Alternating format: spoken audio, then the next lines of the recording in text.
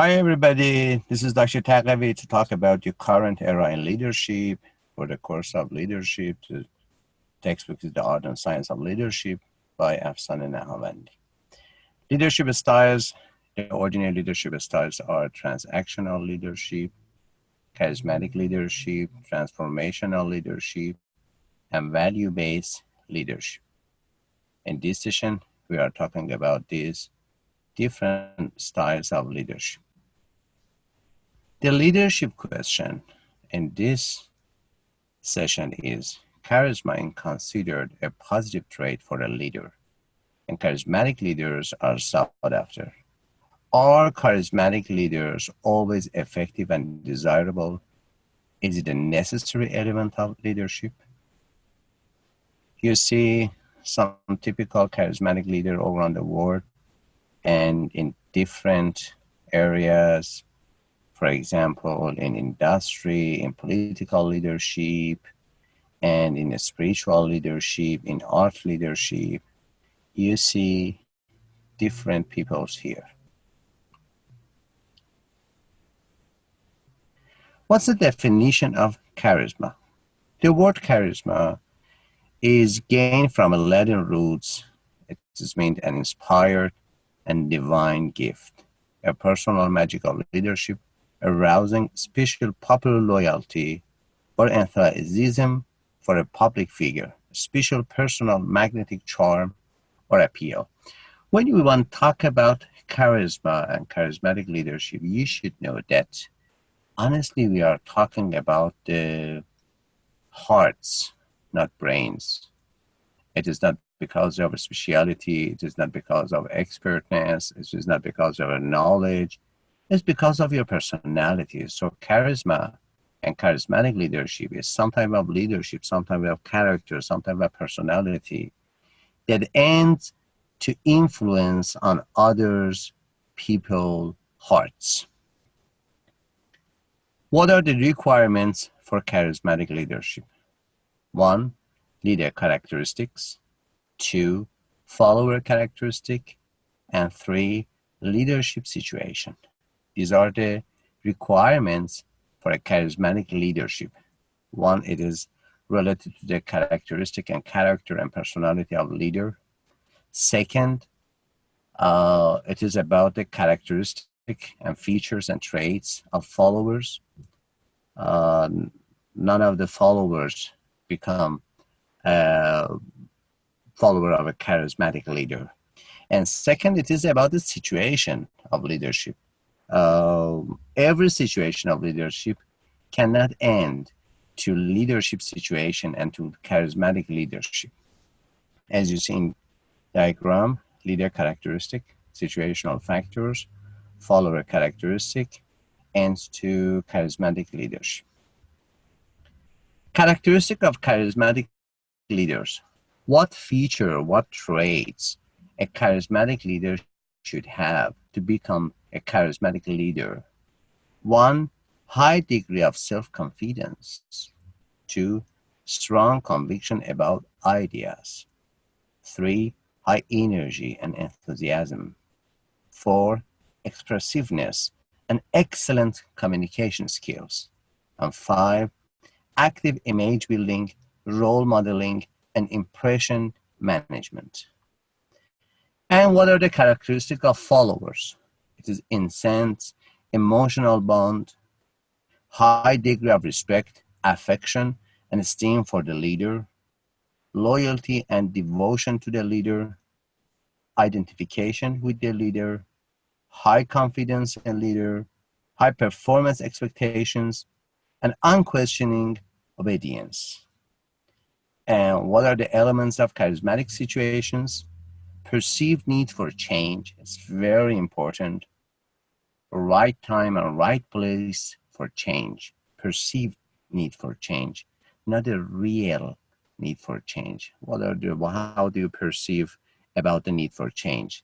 Sense of real or immediate crisis, opportunity to articulate ideological goal, availability of dramatic symbols, an opportunity to clearly articulate followers' role in managing the crisis.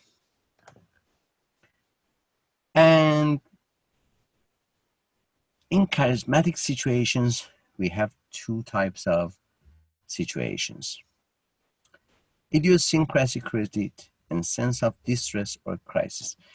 As you see here, one of the major elements in becoming a charismatic leader and to have a charismatic influence on the followers is the need for change or perceived need for change, as you know.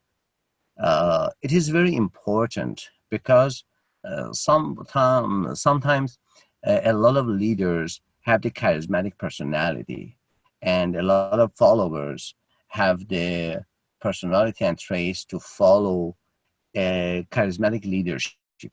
But the situation is very important, especially in the crisis. It's very important when people or followers are under pressure of the need to change, need to be led by another person. It's a good time for rising a charismatic leader. Idiosyncratic crisis, it means individuals who demonstrate competence and loyalty to a group and its goals are provided with credit that they can spend to assume leadership roles. It's about the history of leaders, not about the present moment. Before crisis, before situation, before becoming a charismatic leader, if they have a credit in their society, in their community, as an influential man, influential woman, influential leader, they are prepared for become a leader. And sense of distress or crisis. For the emergence of charismatic leadership, although a situation of crisis is not necessary, but a sense of distress or crisis is. You see here two similar words, perceived and sense. It is related to the mind, to the perceived psychological aspects of the followers that yes, it is the time to need a charismatic leadership. Pay attention, please. Although a situation crisis is not necessary, but a sense of distress or crisis, sense of distress, perceived distress is necessary. So sometimes in some country, in some movement, in some organizations, you see that the leader is not so charismatic, but he has some charismatic influence on the followers. Why? Because the followers' sense of crisis, the followers' sense of distress. Yes, we need a charismatic leader. Internal organizational conditions. When and why we need a charismatic leader in an organization. Organizational life cycle. Everything has a life cycle. For example, we say family life cycle, duration, and different quantitative stages in a family life from marriage until the end of the family in each situation. For example, divorce, for example, death, for example, separation, and other things. It has a life cycle, organizational life cycle, quantitative stages of growth in an organization.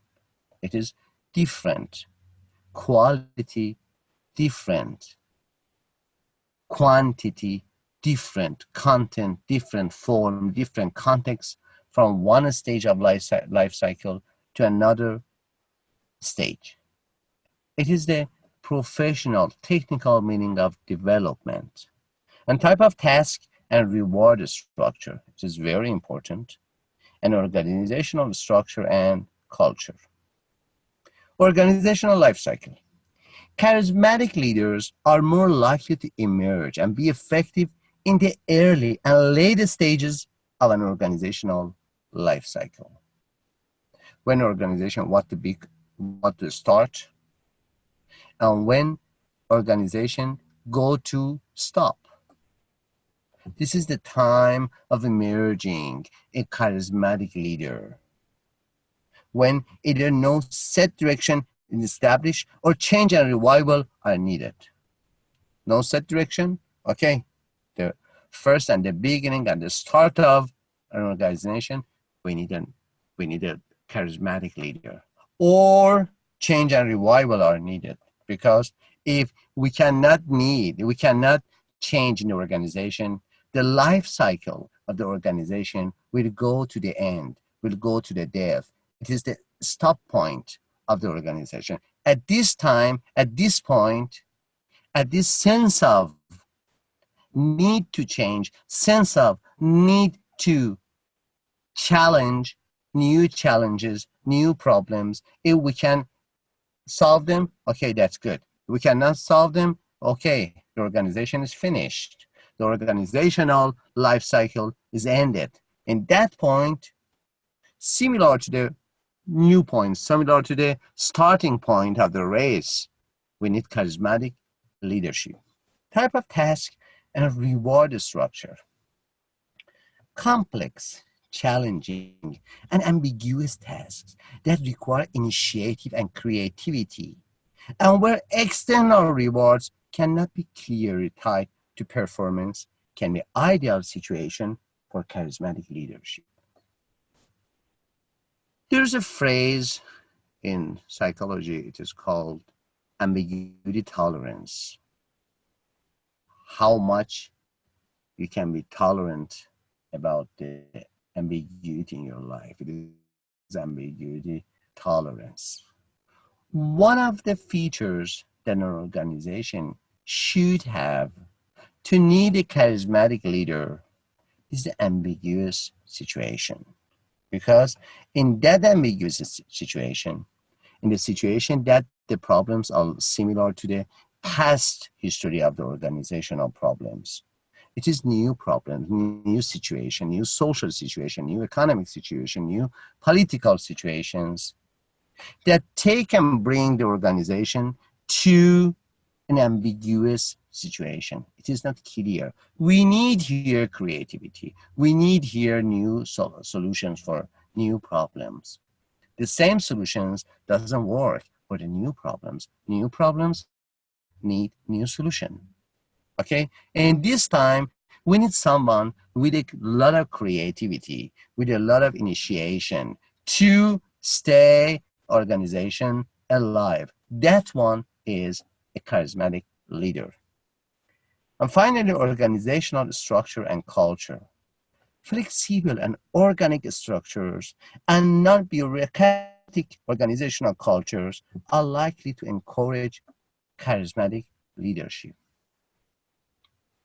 It may be not at the end of the organizational lifestyle, not at the first of the organizational lifestyle. The nature, the main core of the organization, style of the organization, structure of the organization, culture is based on initiation and based on creativity. It is out of the formal forms of organizational structure.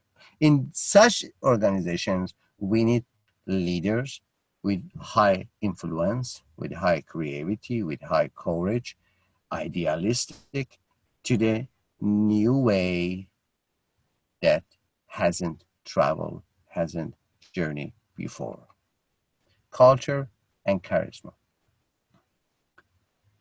In new and modern aspects of psychology, of management, of leadership, in humanities and humanities sciences, we have an old world that's becoming very important in the new situations. It is called culture. Culture is very important.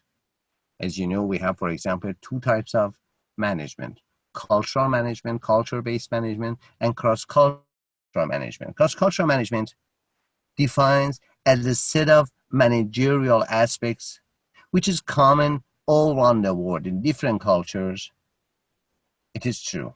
But culture-based management or cultural psychology and cultural societies and other things, it is related to that, to those aspects of management, psychotherapy, and leadership and other things which are related to human beings, which are related to their cultures. It is different from one culture to another culture. Even if the concept of charisma is present within a culture, its manifestations may be widely different. In different cultures, people define charismatic leader with different features, with different traits, with different expectations. For example, in North Europe and in North America and in East Asia and in West Asia and Africa and other parts of the world, you see also there are some common traits for charismatic leaders, yes. But you see the expectation of the charisma and charismatic leadership is different. By why? By the culture. Culture determines which traits should be in a charismatic leader. The term charisma evokes mixed reaction in different cultures. And second, the cultures with a strong tradition of prophetic salvation, in particular, would be more amenable to charismatic leadership with intense emotional charismatic bonds. Wow. For example, some cultures love always to have a prophecy, to have a man or woman as a saint man or woman. Charismatic leadership. It is prophetic salvation. These cultures, these people, these nations are more amenable to charismatic leadership with intense emotional charismatic bonds. Pay attention.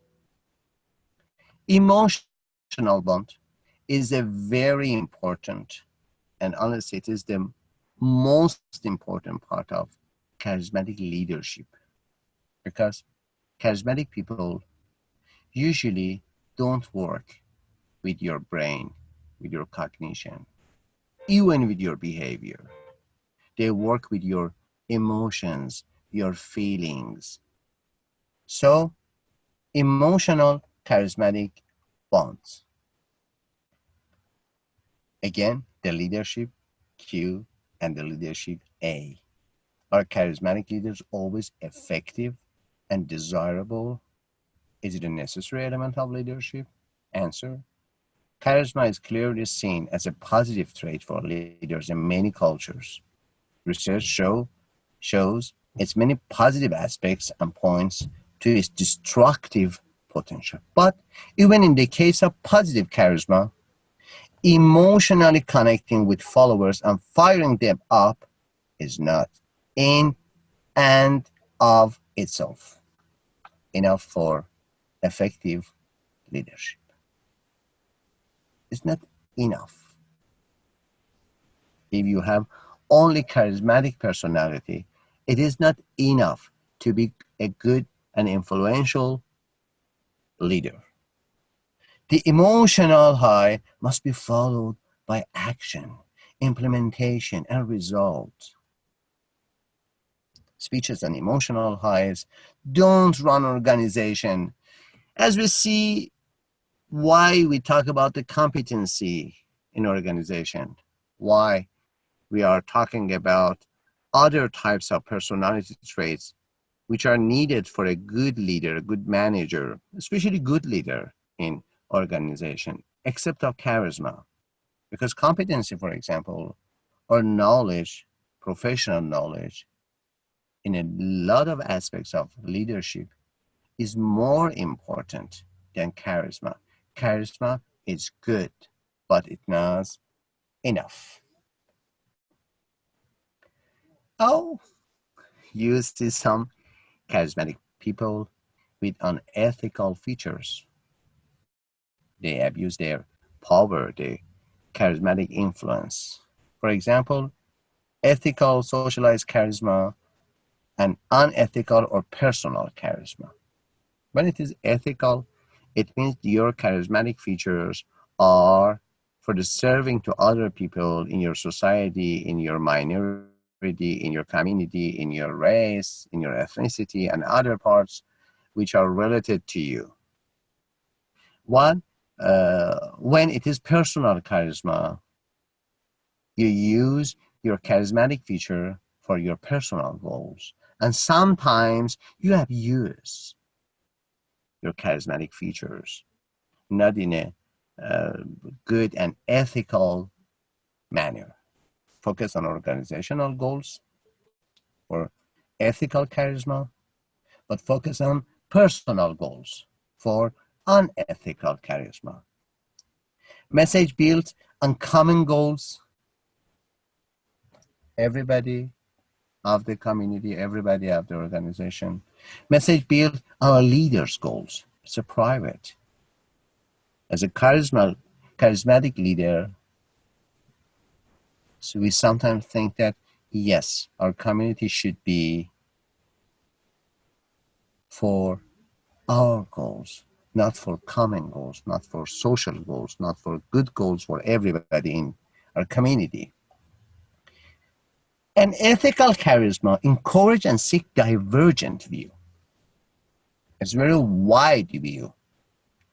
But unethical charisma censors, discourages, or punishes divergent views. Disencourage, just punishes. Encouragement that yes, you should, as the followers, talk to me as a charismatic leader, and I want and I need and I love your divergent view.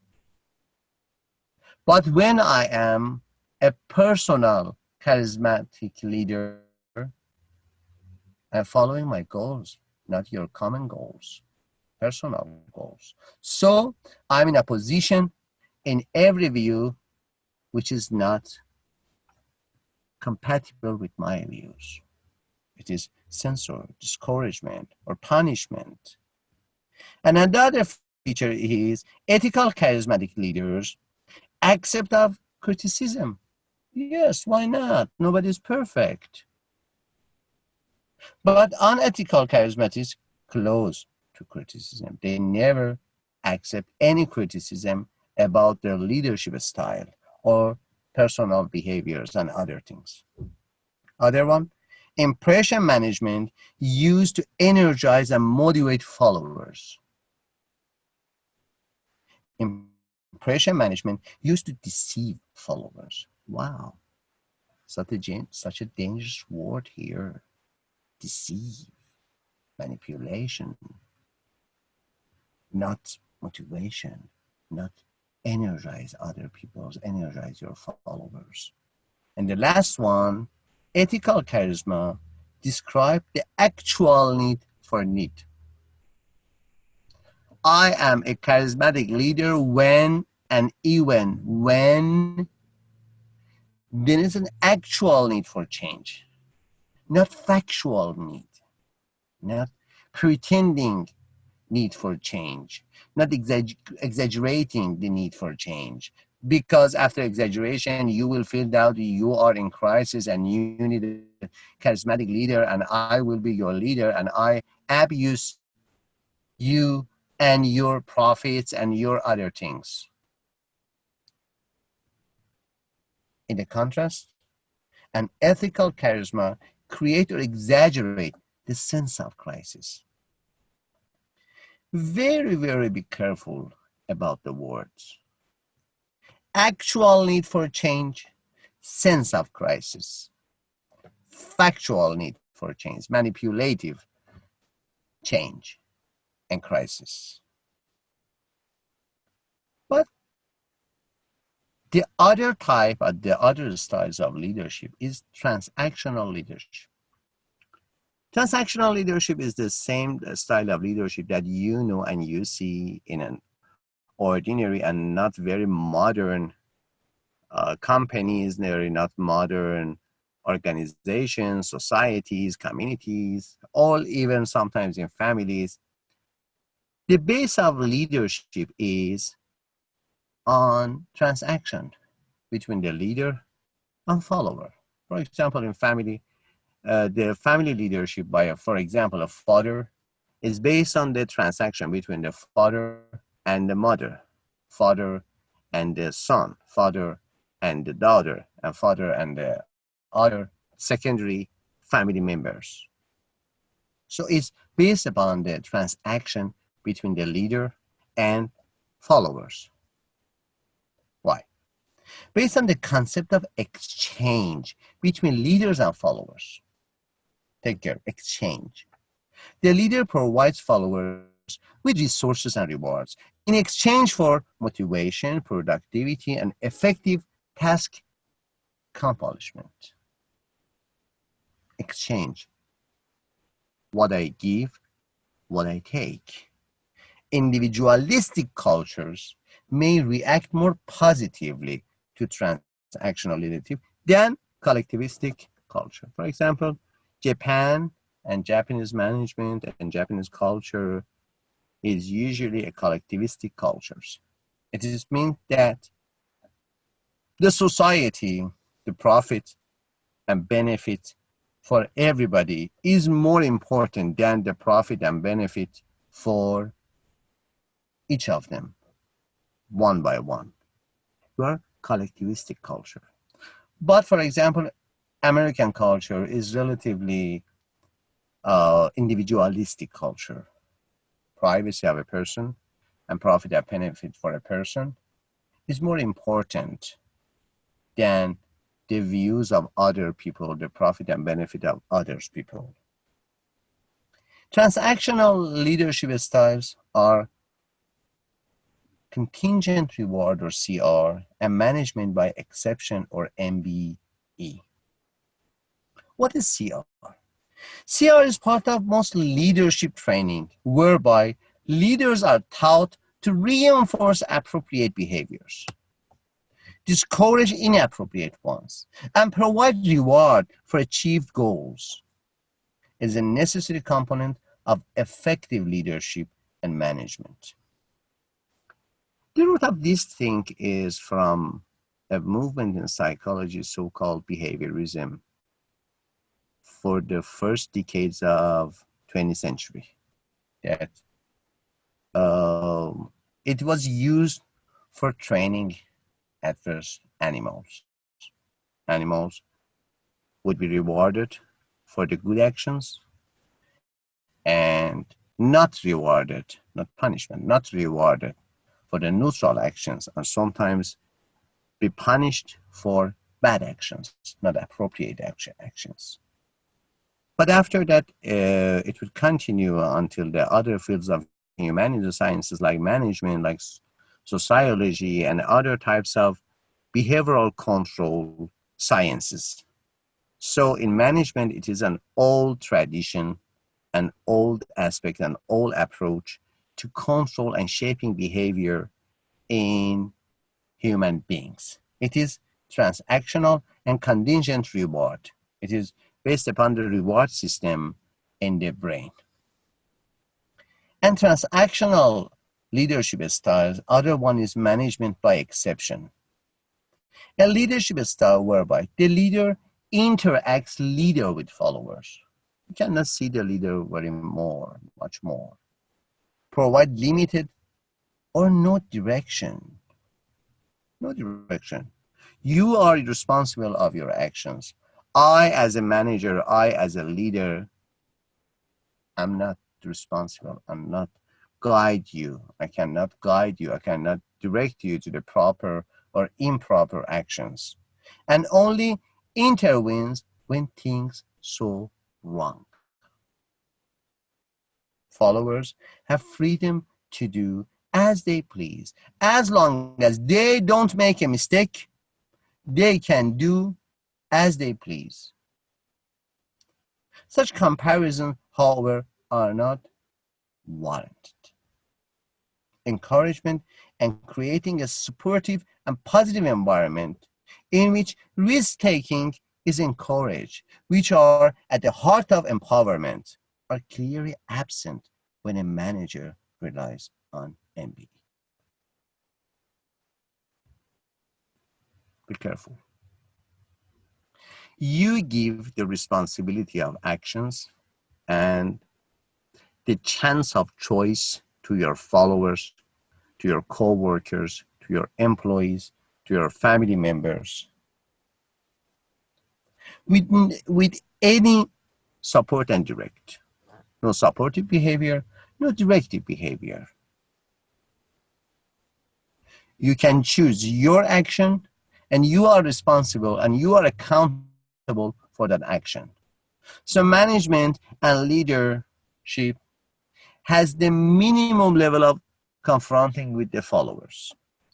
And transactional contracts don't inspire followers to aim for excellence. Rather, they focus on short-term and immediate outcome. I said to you, it is very old tradition in management.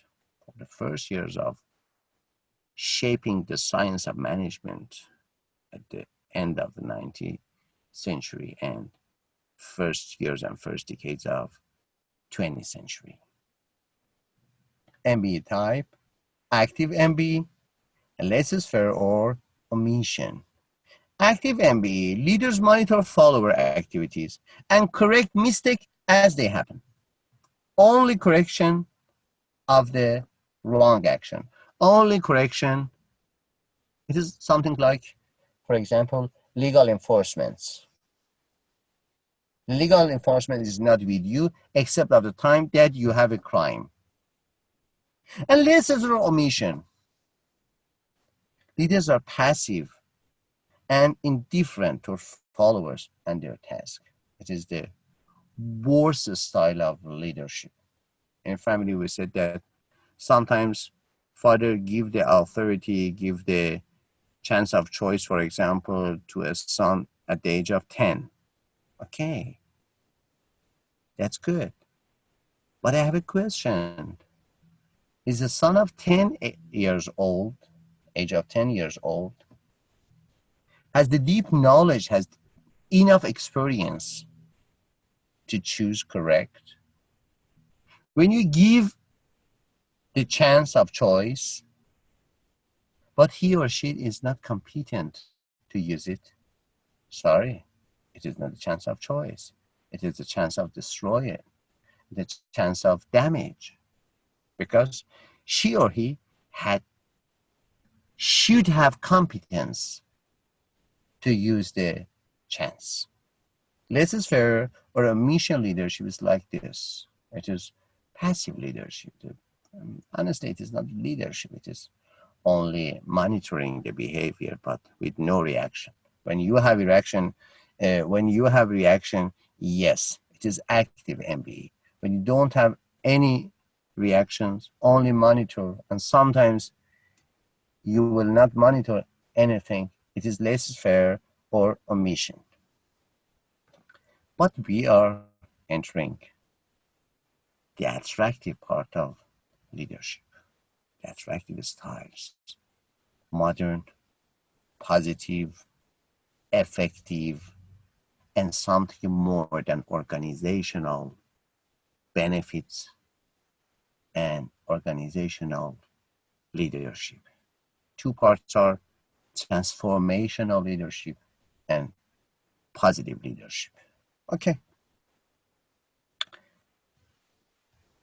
The word transformation is a heavy word.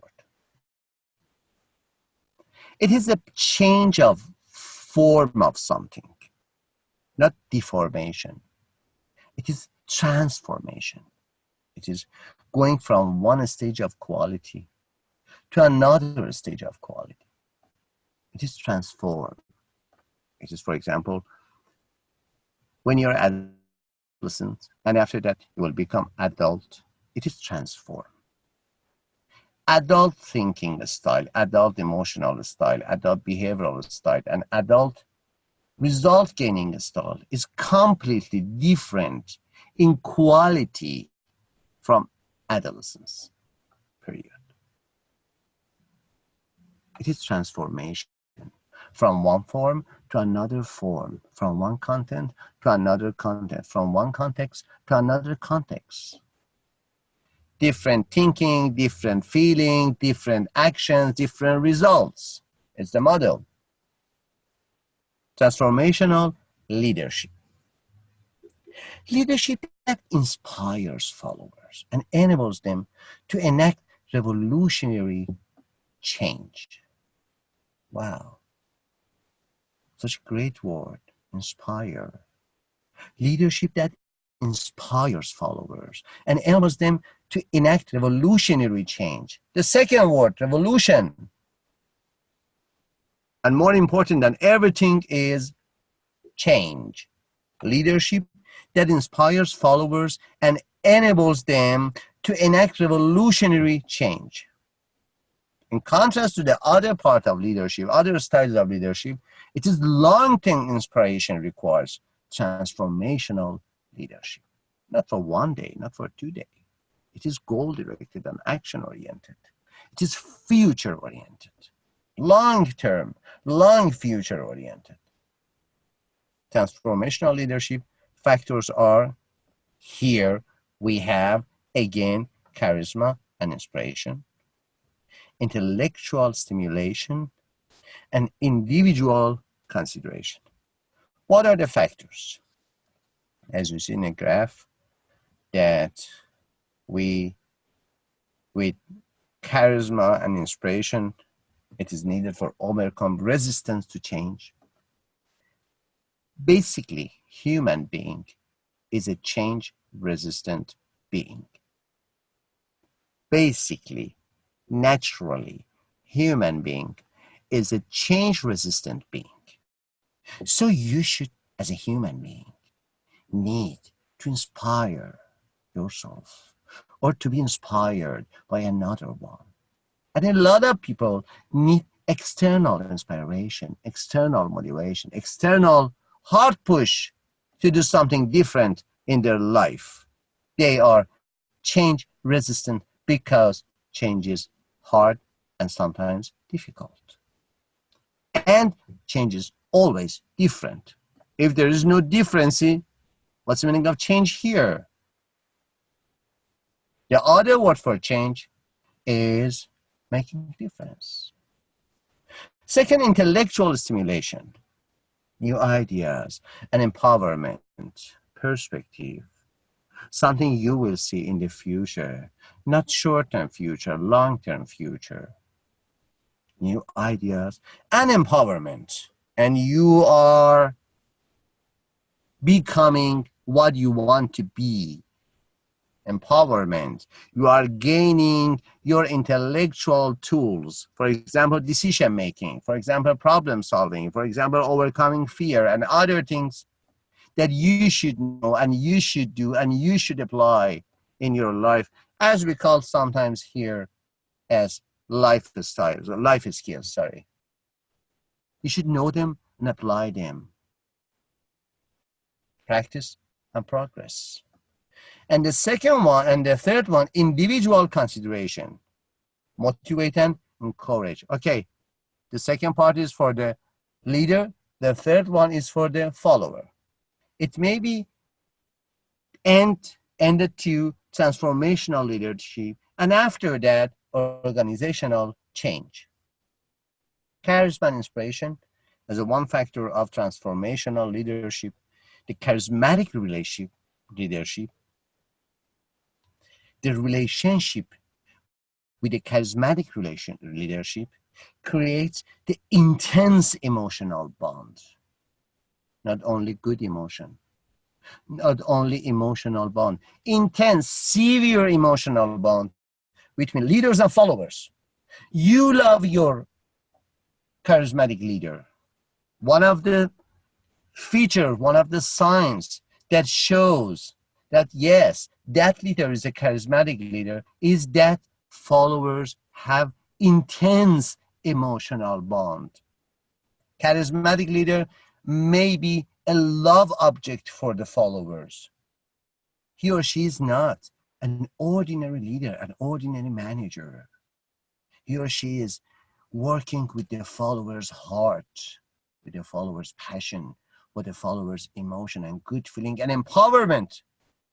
More important than everything, when you work with a charismatic leader, after ending a work, you never forget the duration of working with a charismatic leader, and you will be more and more and more powerful then the first day you begin to work with charismatic leader. It's very important. Motivation, empowerment.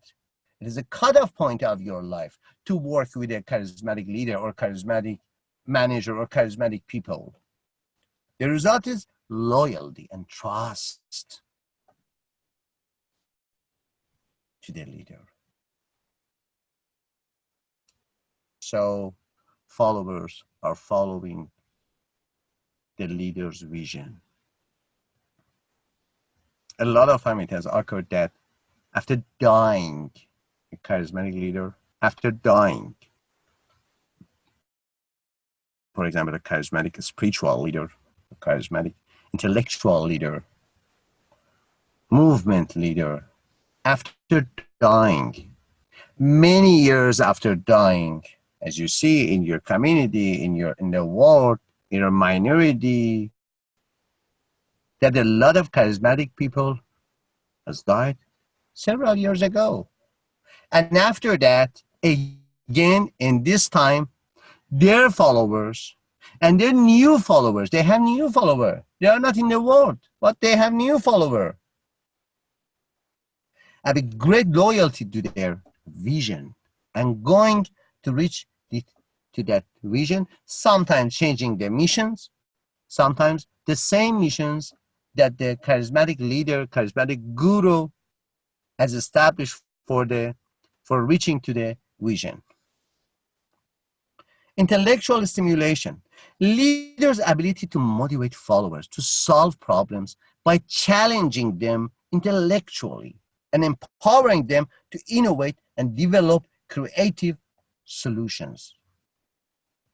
Because of this feature, I say to you that before and after working and following a charismatic leader, your life will be changed. Your life will not be the same. It's very important. Motivation, empowerment, creativity, your own solutions. If you use the same solutions of your leader, that leader is not charismatic. It's a good leader, but not charismatic. Charismatic leader, in a point of time, will leave you alone. Why? Because he or she knows that you should be responsible and creator and creative of your world and your own reality. The leader and the group question existing values. It is the meaning of evolution or revolutionary change. If we cannot dispute about the existing values, you don't have any chaotic perspective to the existing values, to the existing standard, you are not charismatic. You are not creative. You are the same. The old answer for the old questions. Thank you. If you find very fast the answers, the present answers from the present person, answers for the present question, yes, you are talented. Talented is someone who can find rapid from the present answers for the present question. If you can find new answers for the present question, you are not talented, you are elite. And if you can create the new questions, you are genius, you are creator, you are creative. This is the main role of the charismatic leader. Converting the talented to a genius, talented to elite and elite to genius. An individual consideration leads to the development of a personal relationship with each follower. Yes, leadership is for the others, is a matter of others. You should lead somebody else. Okay. But charismatic leader has a very, very detailed relationship, very specific relationship to each of his or her follower. This factor is closely to the leader-member exchange, LMX model. We have talked about it before in the previous sessions. The leader treats each follower differently, but equitably, providing everyone with individual attention. Nobody is anybody here. Anybody is specific, man or woman, for the charismatic leader. Individual attention. As a result, followers feel special. Yes, I'm unique for my charismatic leader. He or she has an individual specific attention to me, to my future, to empowering me, to motivating me, to inspiring me, to gaining my goals, to doing my favorite changes and other things. What are the application of transformational leadership? Some areas that we can use transformational leadership. First, educational setting. The goal of the education, and I want to change the word. It is not really education, it is training, something more than education. I want to say that transformational education is called training. Educational settings is the first and best place for transformation. We are not so old. We are not so resistant to change. And after that, the military, we need it. It is also the application are based upon the researches. The public sector, okay, public culture, we can use it for transforming the public behavior.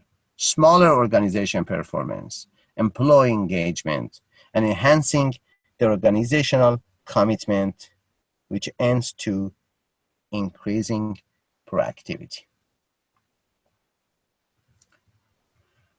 Some recommendation for you as the future charismatic and transformational leaders of the world, of the organization, of your business, and other parts of your brilliant life. 1. Project confidence and optimism about the goals and followers' abilities. It's very important. When you as a transformational leader doesn't have any confidence to your followers' ability, how can you produce confidence and self-confidence in them? How? You cannot believe them. How can you change them? How can you transform them? First, project confidence and optimism about the goals and followers' abilities. 2, provide a clear vision. Sometimes charismatic leaders talk about the very, very great things of the life and deep meaning of the organizations. But after that, we cannot find anything clear in their talking, in their actions, in their vision. It is ambiguous vision. It is not dark, but it is not clear. So the followers, especially a lot of weak followers, first level followers, will be confused. They love their leader, but they didn't understand what should they do for gaining the goals, for reaching the vision. Encourage creativity through empowerment, reward experimentation, and tolerate mistakes. There's a word, so-called mistake club. I love it. Life is a mistake club. Trial and error, trial and error, trial and error. And finally, it is not trial, it is experience and not error. It is learning. It is complete answer, but not final answer, because there is no final answer. Again, for the next stage, trial and error. It is life is a mistake club. Set high expectations and create a supportive environment. If you as a charismatic leadership, as a transformational leader, have a very lower levels of expectation from your followers, it is not energetic for them. It is not very passionate for them. They are not passionate about it. So set high expectation and create a supportive environment. Yes, high expectation, support, and direct guidance. Establish personal relationship with the followers as we talked about it some minutes ago. But the last and the best part of leadership, that's my favorite part, is about positive psychology also. Value-based leadership. There are two main components, two main deep components in every human action. One, values, and two, standards. Standards shows the acceptable minimum level of action. Under the standard level, your action, your behavior, your thinking, your feeling, and everything else, for example, in industry, minimum level of acceptance, minimum level of approval is called standards. The value is the maximum level. So you want to go from your standards to your values. So it is called value-based leadership. What is the main core of this phrase, value-based leadership? That the leadership wants to lead your values for the company, to lead and to explore and to discover and to empower you by your personal values, your unique values. Okay, in this type of leadership, you will be empowered, and also your organization, and also your job, and also your work. So the aim of value-based leadership is not only the organization productivity, it is personal empowerment, personal development. And it has three types. Servant leadership, I love it. Authentic leadership, I love it again. And positive leadership, wow. For some, the relationship process is spiritual, highly emotional and personal, and based on fundamental values such as integrity, unity, caring for others, and service to others.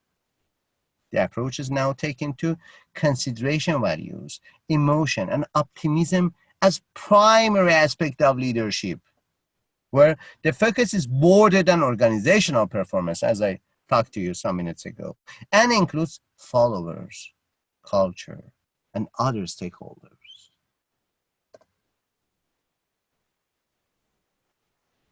Here, charismatic leaders are performing as role models and heroes. Charismatic leaders capture our imagination, inspire their followers' devotion and elegance.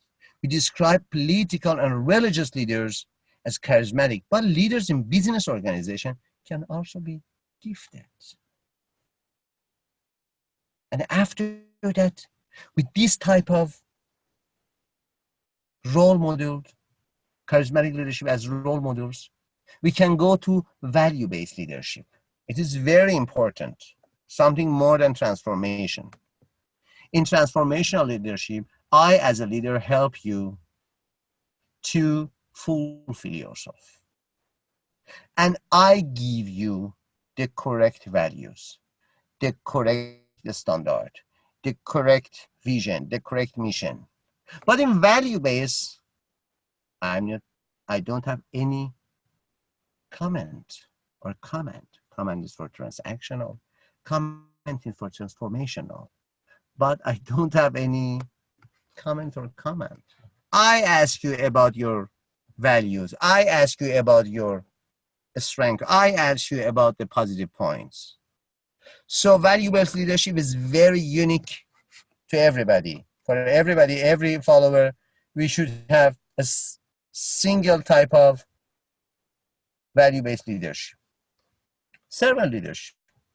The concept was first proposed by Robert Greenleaf, 1977. The factor that distinguishes most clearly from other leadership theories is the focus on followers rather than their organization or the leader. We have an organization, we have some followers, we have some leaders, a leader. Why? To make profit for organization. The concentration is on follower, not only on organization or even on leader. Service to followers and their development and effectiveness rather than organizational effectiveness is essential to servant leaders. As you see, key characteristic of servant leaders focused on follower, first among equals, empowering, empathetic, accountable, authentic, humble, motivated by service are the key characteristic of servant leader. Authentic leadership. Martin E.P. Seligman, the founder of positive psychology, his famous word and famous word in authentic happiness. It's also a title of his books. But we have here authentic leadership. What is the authenticity? Awareness of one's values and self-knowledge and acting according to that information. Awareness and action.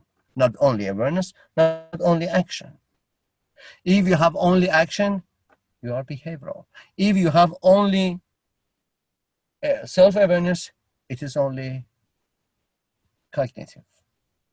Together with them, cognition and action, it is authenticity. You do what you think, and you think as what you do. Authenticity is considered highly complex and includes traits, emotions, behaviors, and attributions, including the traits such as hopefulness, having enduring relationship, confidence, and behaving ethically. Authenticity is differentiated from sincerity, which involves accurate self-presentations rather than being true to oneself. Take care. Take care. There is a serious difference between authenticity and sincerity. Sincerity involves accurate self-presentation, not self-knowledge, not self-discovery, rather than being true to oneself. True to oneself is the major part of authenticity. And authentic leadership emphasizes the importance of leaders' self-awareness. So good.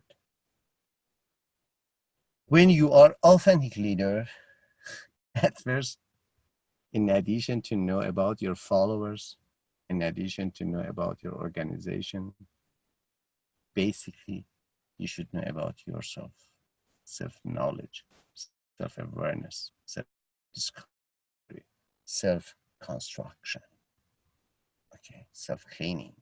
Emphasizes the importance of leaders' self-awareness and being true to his or her own values. I, as a leader, am the same one that I act in my organization.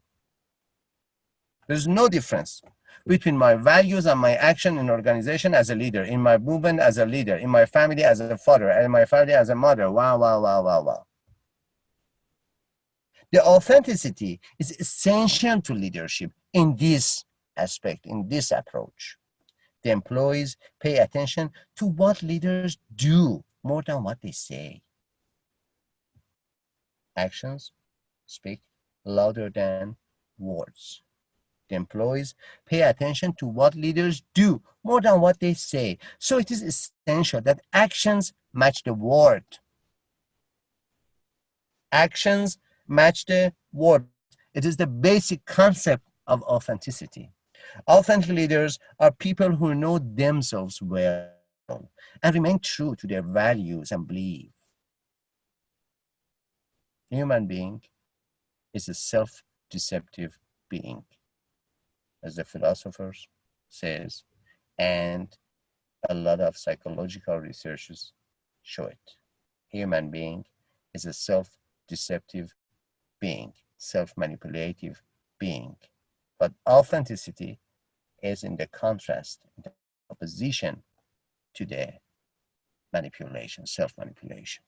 They have strong values and a sense of purpose that guide their decisions and actions. Authentic leadership, conceptual roots. At first, Rogers and Maslow, self-actualization. Positive psychology movement by Seligman, Csikszentmihalyi. Pay attention to this pronunciation of this gentleman. It is very hard to pronounce it. It is Csikszentmihalyi, but the real pronunciation is his name is Mihaly, also called Mihaly, Csikszentmihalyi. Positive organizational behavior, Cameron, and optimal self-esteem, Kernison, Goldman. There are the conceptual roots of authentic leadership. And components 1, 2, 3, 4. 1, self-awareness. The first component of authentic leadership, authentic leaders should have a self-awareness. Unbiased or balanced processing. No bias in this side or non-judgmental. Behaviors are true to self and motivated by personal convictions. Not external, it is internal. And relational authenticity or transparency. Relational authenticity or transparency. You can look at the definitions. But applications are in performance, group ethical conduct, team virtuousness, employee satisfaction, and organizational commitment. It is very important. In the topic of organizational capital, organizational commitment is the first organizational capital. And authentic leadership is one of the best ways to produce organizational commitment in the employees, and empowerment, engagement, and citizenship. And positive approaches to value-based leadership. History about 1960s management approaches of Chris Argyris and Douglas McGregor, who focused on human growth and potential. They are not psychologists, they are management scientists.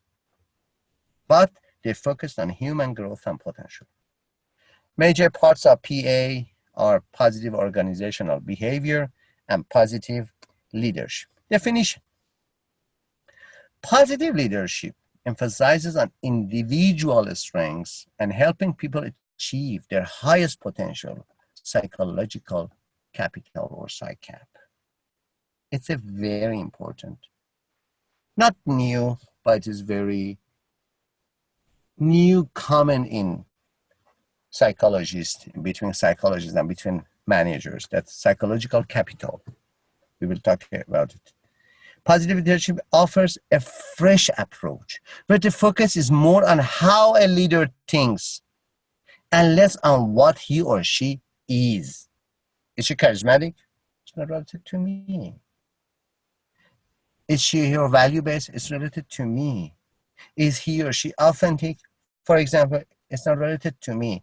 I am working and my focal point is on how you as a leader think, not who you are. I talk about the psychological capital. The definition is psychological capital or PsyCap involves positive psychological states, confidence, positive attributions, perseverance, and resilience. These are psychological capital. And what are the characteristics of positive leadership? You see, focus on strengths, efficacy, perseverance, integrated, resilience, optimism, intentional behaviors, affirmative bias, dynamic, and confidence. Practices. What can you do to be a positive leader? Being optimistic. Your concentration should be on the half of the glass, which is full, not empty. Encouraging positive deviance. Yes, it is deviance, but positive. Focusing on strength.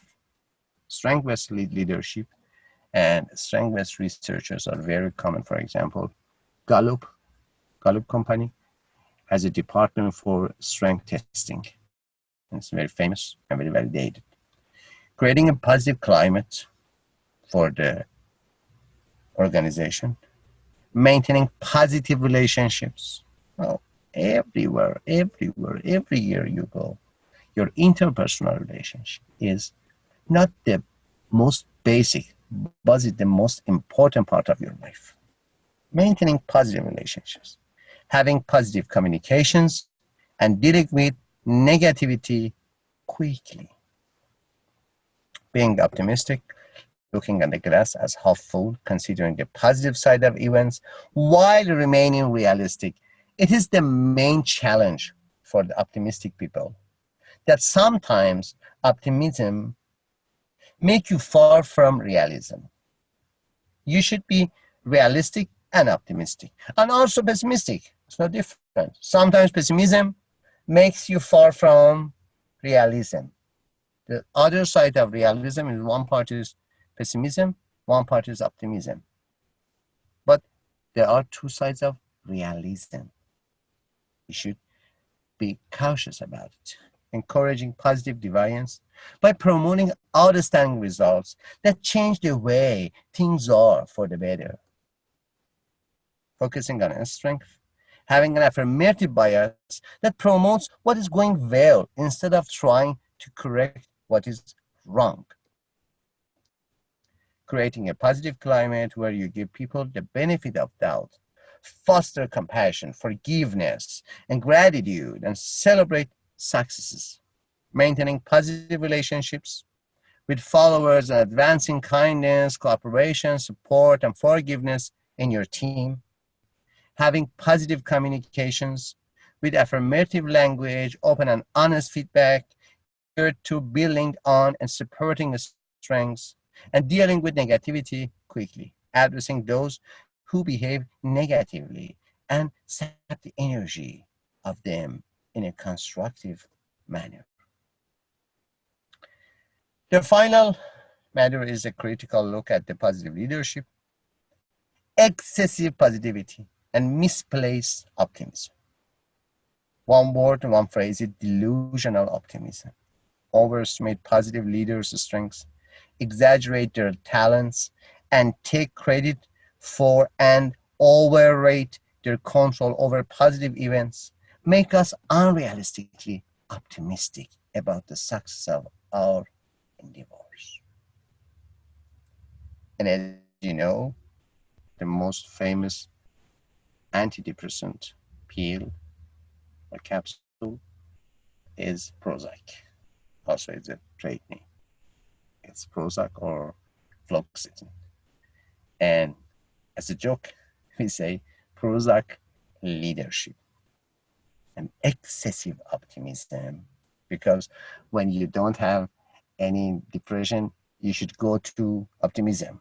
Pessimism is one of the, to be pessimistic and pessimism is one of the great and major sign of depression, major depression, okay?